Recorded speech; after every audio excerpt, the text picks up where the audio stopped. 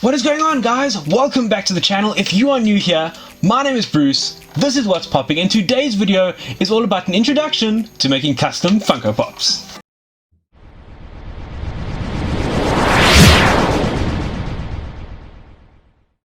That is right, guys. In today's video we are going to delve into the wonderful world of custom Funko Pops. Now, there are a ton of reasons out there why you would want custom Funko Pops in your collection, and we are over 100 episodes into What's Popping and I haven't done a single custom pop video, so it's well about time. And this is going to be the first in a series of custom videos where I show you guys how to make custom Funko Pops, how to swap out the heads, how to do a couple of basic fundamentals, and then as we go along we'll get a bit more advanced and look at some different ways to pimp your pops and to fill in those gaps in your collection where Funko just didn't make a certain character from a certain line. Maybe it's a character that was super expensive and you just can't get it, like a headless Ned or something like that, and it's just a ton of fun. Custom Funko Pop making has really been a lot of fun for me. It's something I've been really enjoying, and so I thought, you know, let's embark on this journey together and do a series where we look at custom Funko Pop making and how you can go about it, how you can do it on a budget that you're not bursting the bank every time you want to make a new custom figure.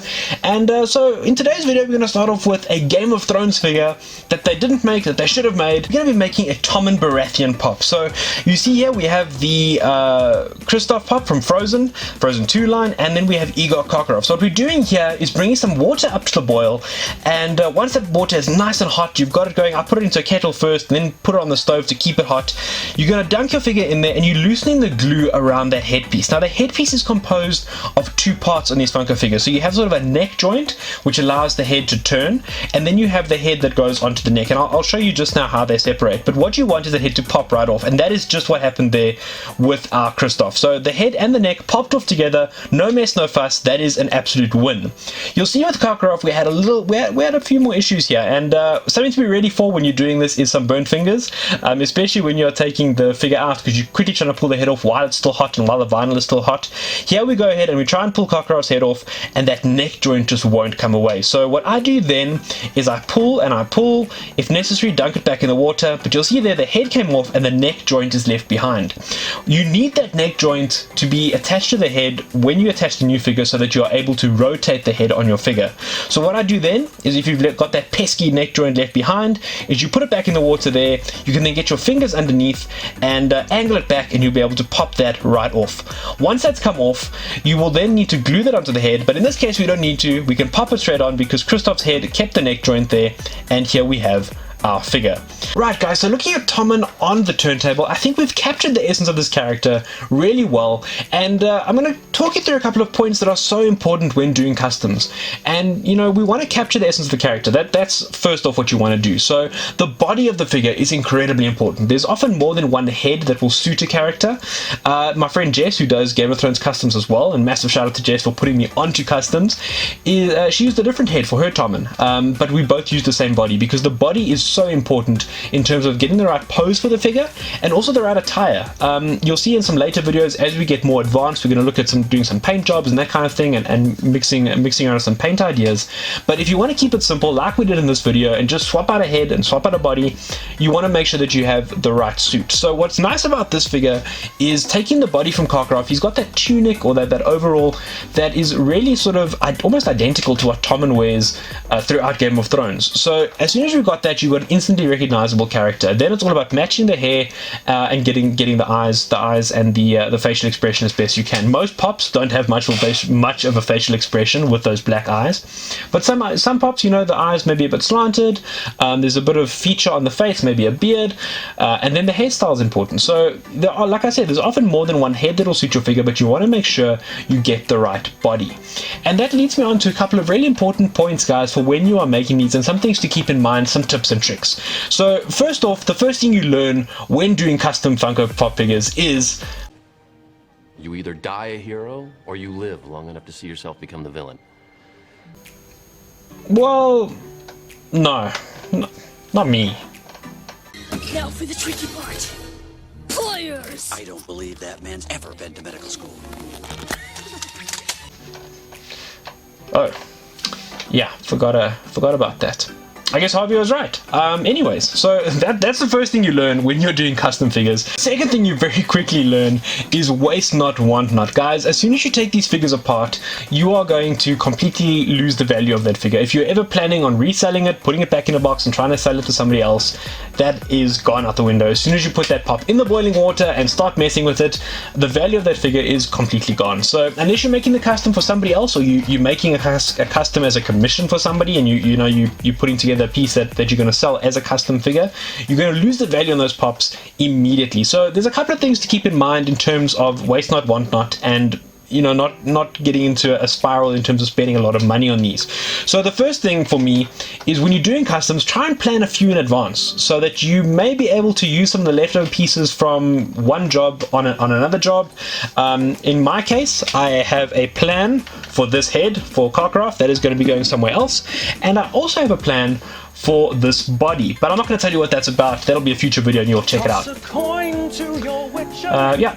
Okay, so those of you who picked up on that clue, you know what this body's going to be used for. We're going to have a ton of fun making a figure for that set that's going to go with some of my statues and my other pop in that collection.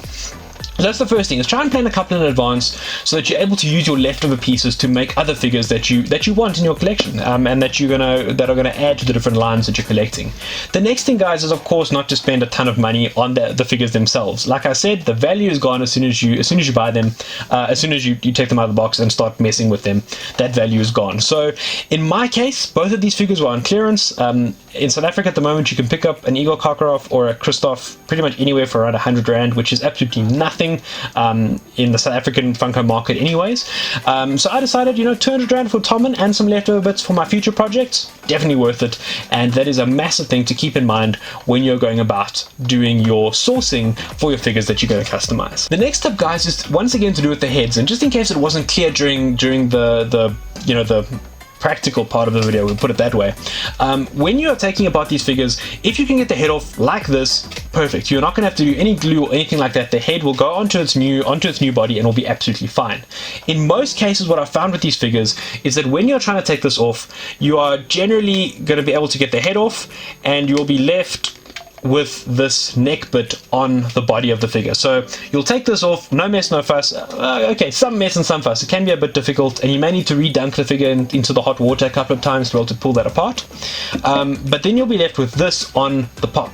So what is important then is to make sure that you put the figure back into the hot water and then get your fingers underneath the body and pull this off so that you can reattach it to the head, because this is the bit that allows your pop's head to swivel. So if you want your figure to be able to move its head, pose it differently, limited posability with Funko Pops anyway, but if you want to be able to go ahead and do that, it is vital that you get this bit back onto the head. And with that in mind, guys, you'll notice, this is not going to go onto a pop without this over here, obviously, that's going to attach to your body here, which just sort of slides onto this little joint here.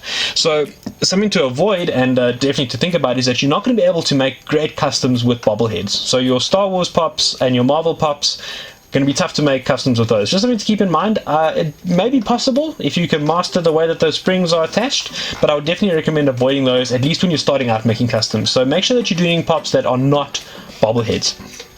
But your next phase then, if you've got these two bits separate, is to make sure you just put a little bit of glue on the inside there and get that attached nicely, so that when you attach your pop, it'll swivel nicely on the body. Then when it comes to attaching the figure back onto the body, or attaching the head back onto the body, I should say, you are just going to go ahead and push these two pieces together, really. And what can be a bit difficult is, because you've had the head in that hot water and the heads are hollow, this head will actually sort of squish in your hands, almost like a stress ball. The head will sort of collapse on itself. Don't worry about that if that's something that's happening when you're reattaching your figure. This vinyl can take a lot of abuse and will be absolutely fine. What you need to do is get it back onto the body. So sometimes when you're pushing that body back on the head, all that happens is the head collapses on itself when you're pushing the body back in. And my tip there, or my advice there, is to perhaps have some ice with you, or put the head into the freezer for a little bit, get it a little bit harder, so that you have a bit of leverage when you're actually pushing the head back onto the figure like so. And what that allows you to do is sort of have a nice hard piece that you're pushing back into the body mold. What you do then is you have a nice cold head, which is hard and going to be your rigid bit that you're going to force back into the body joint. Just pop this back into the hot water and get this a bit malleable, so that you have a bit of wiggle room when you're going ahead and forcing this back through there. And those are about all of the tips and tricks, guys, for doing custom Funko Pops where you're not going to be doing any extra paintwork or not adding anything extra to the figure. We're going to do some videos in the future, like I said, where we look at some paintwork ideas and some molding that you can do with the figures, maybe adding an accessory, customizing an accessory on the pop. So let me know down in the comments down below if that's something you are keen on seeing in the future. I have had a lot of fun customizing pops recently, and I cannot wait to do more in the future and put those onto the channel for you guys to have a look at. I think the possibilities out there are absolutely endless. As I said, it is a ton of fun. It is such a great chance to get creative with your Funko Pops, to fill out those gaps in your collection where you are, you're really upset that they haven't made a certain character, or the character is just too expensive and it's been one you're never able to get. And this works really well for out-of-box collectors like myself who have displays and you want to display certain characters, and it works really well. Something that's been a lot of fun, and the whole process, just from identifying different bodies and heads that you can use, it sort of adds a new element to your collecting, where you're not just trying to source pops that are going to be in your inbox collection or part of your grail collection or whatever it may be. You actually start looking at Funko Pops a bit differently. When you see pops on special, you think, could I use that head? Could I use that body? What can I do, and how can I use those pops to make something cool and exciting as well? So that about does for today's video, guys. I hope you enjoyed it. As always, if you want to see more content from me, if you want to see more custom figures, if you want to see all things Funko, go ahead and do all of the YouTube cliches, like, comment, subscribe. Let me know in the comments down below what customs you would like to see done on the channel. My focus for the next couple of videos looking at customs is going to be Game of Thrones. So if you are a Game of Thrones fan and you want to figure out how to add some great custom Game of Thrones Funkos to your collection in a pretty easy way. I'm not that much of an artsy guy, so it's not going to be too complicated. So if you want to see how you can go about doing that, definitely hang around, and I look forward to seeing all of you guys in the next video.